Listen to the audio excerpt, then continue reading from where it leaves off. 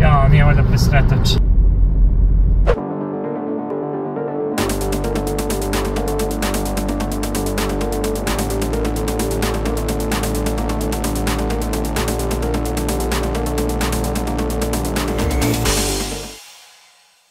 To je ono što gotovo svako pomisli kad vozi malo brže, a u retrovizoru vidi crnog Superba. Ja, da li je presretač? A nije retko da stvarno bude, dosta ih je na našim putevima, ali da bi bio presretač Superb i da bi mogao da stigne, dakle, one koji malo preteraju sa brzinom, Superb mora biti u svojoj najsnažnijoj verziji, odnosno ispod haube mora imati 2.0 TSI motor sa 272 ili 280 konjskih snaga. Ovde konkretno je primjerak sa 272 konjske snage, ali je motor uz Stage 1 dodatno pojačan na 350 konjskih snaga, a to bi trebalo da znači da je ovo poprilično brz auto, što ćemo uskoro sada saznati. Čoveče. Da vam kažem da ovo neće biti klasičan test automobila, skoro sam radio test Superba, pa možete pogledati sve što se tiče toga koliko ima prostora u kabini, koliki je gepe, kakvi su materijali i neke druge detalje, a ovdje ćemo se više fokusirati na priču o motoru, performansama i načinu na koji se vozi najsnažniji Superb. A ovdje konkretno primjerak iz 2019. odnosno facelift model treće generacije Superba. Dakle, najsnažniji Superb, a nije RS verzija i ne postoji kao RS verzija. To je veliki propust Škode, da li slučajni ili namjerni propust, to je sad pitanje. Ja bih rekao da je namjerni propust jer jednostavno nisu htjeli da ugroze prodaju nekih drugih sportskih modela iz Wagen porodice. Čak toliko su pazili da ni u RS Kodjaka, jer Kodjak postoji kao RS, nisu htjeli da ubace ovaj snažni 2.0 TSI motor, nego su taj automobil ubacili kao najsnažniju verziju, dakle 2.0 TDI motor sa 240 konjskih snaga. A zamislite Superb kako bi dobro izgledao u RS verziji sa tih 280 konjskih snaga. Ali dobro, eto, nažalost nema Superba u RS verziji. Ova najsnažnija verzija se može naći u nekim drugim paketima opreme, kao što su Sportline, Laurent Clement ili neki drugi, ali ono kako možete prepoznati ovu najsnažniju verziju jesu ova dva zasepna završetka auspuha, ovako hromirana dva završetka i tako možete prepoznati da je u pitanju, dakle, najsnažnija verzija. Sad, da li je 272 ili 280 konjskih snaga, nebitno, uglavnom je to taj najsnažniji 2.0 TSI motor i kad vidite ova dva završetka, obratite pažnju da li je možda presretač. Samo nemojte da mešate ovaj zadnji kraj sa Sportline i Laurent Clement onim verzijama, oni imaju tu plastičnu imitaciju ovih završetaka, a ova verzija najsnažnija ima baš prave ove hromirane završetke i baš se vidi da je pravi auspuh. A da, kad smo već kod auspuha, hajde da čujemo ovaj 2.0 TSI, dakle fabrički 272 konjske snage, ali određen Stage 1 na 350 konjskih snaga, mada izduvni sistem nije ništa, dakle, rađeno na njemu, ostaje fabrički. Tanja, ti si zadužena, hajde da upalimo prvo auto, pali. Upaljen je auto, ako niste čuli. Može.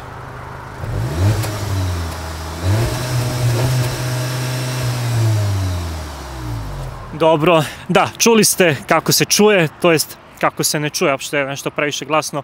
Ovaj automobil jeste to 272 konjske snage ili 280, ali htjeli su jednostavno da zadržu ovaj automobil kao što izgleda, tako i da se čuje poprilično onako sve uglađeno. Nisu htjeli čak ni neki active sound da ubace, a ubacivali su u recimo Octaviju RS ili u Kodjaka RS. U Superba jednostavno nisu htjeli su da ovaj automobil bude brz, ali tih i uglađen. Da bacimo pogled i na motor, a ako vi bacite pogled na kupovinu nekog Superba, obavezno iskoristite kod analiza kako biste dobili 30% popusta pri proveri automobila na Car Verticalu. Da vam se ne desi da kupite Superba koji je bio ozbiljno udaran ili da mu je mnogo vraćena kilometraža, a nije retko da se baš takvi primjerci nađu kod nas na oglasima. Tako da je bolje da proverite kod analiza za 30% popusta ili isto taj popust ostvarujete pomoću linka u opisu videa. Da vam pokažem i motor, dakle to je taj 2.0 TSI motor. Ono što je zanimljivo, u verziji pre facelifta je bilo 280 konjskih snaga, a u faceliftu su odradili neke izmene na motoru i malo ga oslabili za tih 8 konjskih snaga, a promenili su i menjač, odnosno šestobrzinski DQ 250 su zamenili za sedmobrzinski DQ 381 menjač. Dakle, 2.0 TSI motor, dobro poznate kodne oznake EA888, ali je ono što je bitno pod oznaka DNUA. Ovaj motor se zadržao, ovaj sa 272 konjske snage se zadržao 2 godine, odnosno 19. i 20. a 2021. su već vratili, mislim, opet su povećali snagu na 280 konjskih snaga. 2.0 TSI, 4 cilindra, 16 ventila, 272 konjske snage fabrički, 350 Nm, ali je na ovom motoru određen Stage 1. Ovaj TSI motori ti 2.0 su dobro poznati po tuning potencijalu i gotovo svi odrade barem taj Stage 1. Ono što je zanimljivo na ovom konkretnom primjerku, taj Stage 1 na 350 konjskih snaga je odrađen već na neki 10.000 km na satu, auto sad ima gotovo 160.000, praktično ovaj automobil se vozi već 150.000 km u Stage 1 i vozi se bez nekih problema. Obrtni moment je skočio sa 350 na 460 Nm. Idemo sad uskoro da provozimo auto pa da vidimo kako te cifre izgledaju u realnosti. Evo mi u kabini ovog automobila, ali što se tiče same kabine i samog interijera, rekao na početku da sam skoro radio detaljan test Superba 3. generacije, pa ne bih da se ponavljam, ali da samo još jednom iskažem svoje oduševljenje prostorom koji nudi kabina ovog automobila. Nijedan automobil u klasi ne može da mu priđe i zato nije ni čudo otkud tolika popularnost ovog modela. Inače, ovaj primjerak je u baš jakom paketu opreme, nije Sportline, nije Laurin Clement, mada ima gotovo sve. Eto, nema samo hlađenje sedišta jer je Alcantara ovde, ali vidite, ima čak i ovo pomeranje suvozačevog sedišta od pozadi da može da se pomeri i gotovo sve drugo što Superb može da ponudi. Zaista dobra oprema, što se ukupno čini da se baš onako prijatno osjećate, ali prostor, nevjerovatno koliko prostora nudi Superb, kako na ovdje prednjim sedištima, tako na zadnjoj klupi, a i gepek sa preko 600 litara zapremine.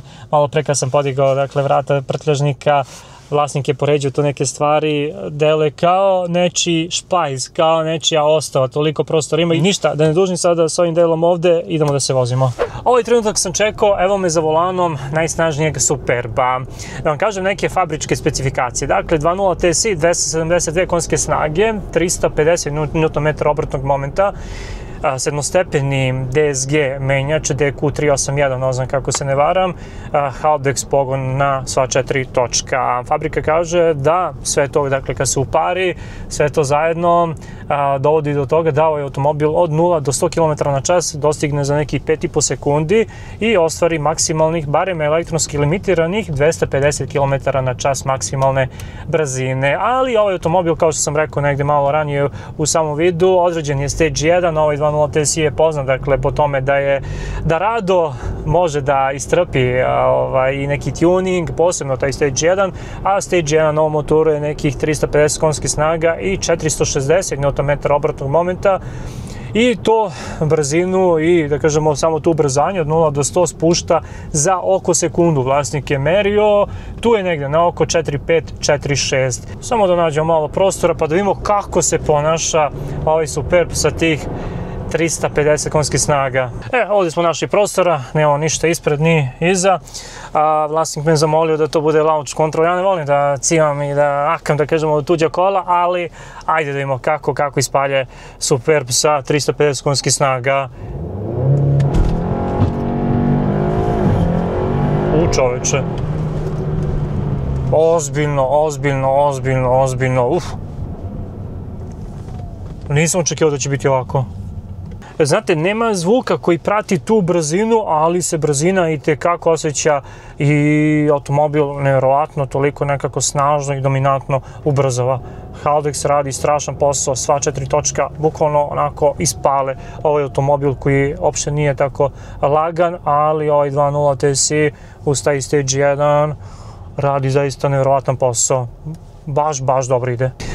Ali šta je zanimljivo s ovim automobilom? Zanimljivo je to što ćete vi 90-95% vremena vožnje ovog automobila zapravo voziti ovaj automobil kao da je neki 2.0 TDI sa 150 ili 190 konjskih snaga, a ne da ima 280 ili konkretno ovdje 350 konjskih snaga. Dakle, može da se vozi najnormalnije kao neki porodičan automobil bez da vam nešto bruji, da vam nešto zveči. Auto je preudoban, moram da naglasim, znači auto je preudoban, ali da, auto ima DCC šasi, odnosno elektronskom kontrolisanu tvrdoću amortizera, tako da jedna je tvrdoća u komfort modu, a druga je tvrdoća u sport modu. U sport modu malo onako sve to se ukruti i bude bolji osjećaj kad želite da vozite dinamičnije ili agresivnije. Sad, dakle, kažem, može da se vozi kao baš onako klasičan porodičan automobil, ništa vam ne bruji, ništa vam ne zveči, ništa nije preglasno. ništa vam ne smeta, možete sad odete s njim, ne znam, 1000 km negde i da stignete tamo kao da ste vozili neki 1.5 TSI, ima 1.5 TSI u Superbu ili 2.0 TDI, ali kad zatreba može da posrami sigurno 90-95% automobila koji se mogu naći na ulici. Sada, verovatno, mnoge zanima i koja je potrošnja tog zadovoljstva.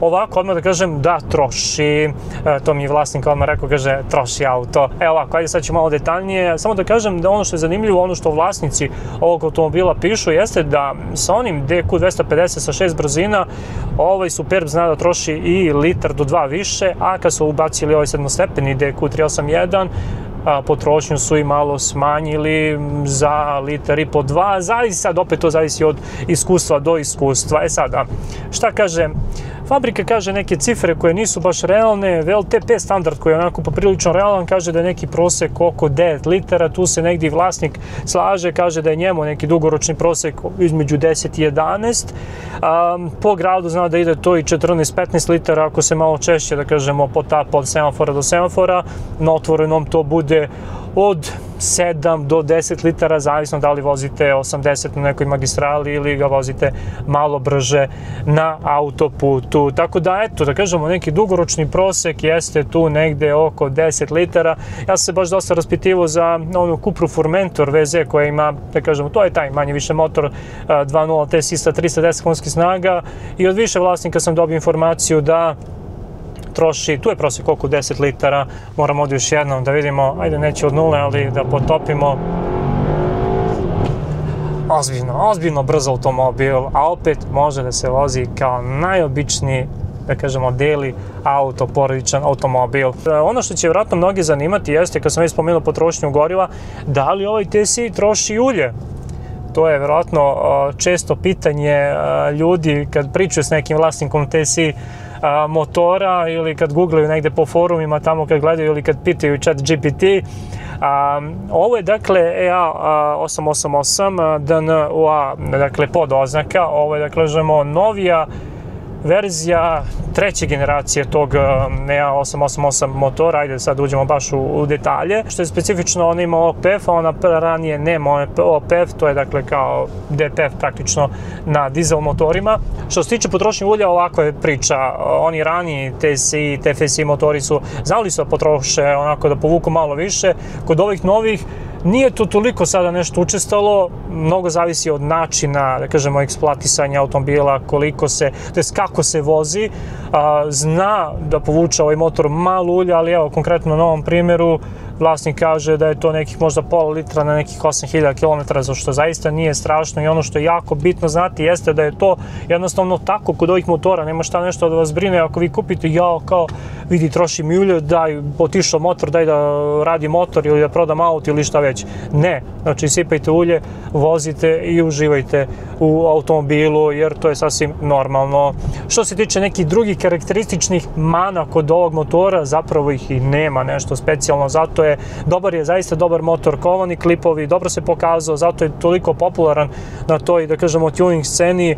Mnogi idu više od tog Stage 1, te Stage 1 modifikacije, idu na dodatne neke izmene, pa ovaj motor ode i na 400-500 ili koliko već konjskih snaga. Koliko se zapravo vozi lako ovaj Superb, kao da nije dugačak skoro 5 metara, da isto onako ne deluje, ne ostavlja utisak da je previše masivan, širok, da ćete se sada teško negde provući kroz neku usku ulicu ili da ćete se teško parkirati, ne, baš onako, da kažemo, povozan auto. I ljudi, evo, polako da završavam, da sumiram utiske, ovo je zaista nešto najbolje što možete kupiti kad je Superb u pitanju. Kombinacija baš pravog, porodičnog, funkcionalnog automobila sa mnogo prostora u kabini, sa ogromnim gepekom, a opet kad vam treba da želite, ne znam, malo bržu, dinamičniju, agresivniju vožnju, da se zabavite, kad želite na kraju krajeva da bezbedno preteknete negde, evo ja skoro sam išao i baš sam komentarisao recimo put Novi Pazar Kraljevo, ta Ibarska magistrala tamo sa slabim autom, posebno noću, baš treba da, tamo se retko gdje otvara neki pravac da vi možete bezbedno da preteknete. Baš je rizik da uđete u neko preticanje, a sa ovim automobilom ćete to mnogo lakše odraditi. Toliko od mene, nadam se da vam se svidao video, nadam se da vam se svidao ovaj automobil, kog se mnogi plaše jer je eto kod nas opšte poznat kao presretač, a rekao sam koja je razlika kako da prepoznate, dakle kad je pozadi ima dva odvojena ona, da kažemo, završetka auspuha hromirana, tad je 2.0 TSI verzija sa 272 ili 280 konjske snaga, još kad je ovako pojačano onda pazite se, čuvajte se, obratite pažnju. Toliko od mene, ako vam se svidio klip, like, subscribe na kanal i zapratite Autoanalizu na Instagramu i na TikToku. Pozdrav, ćao!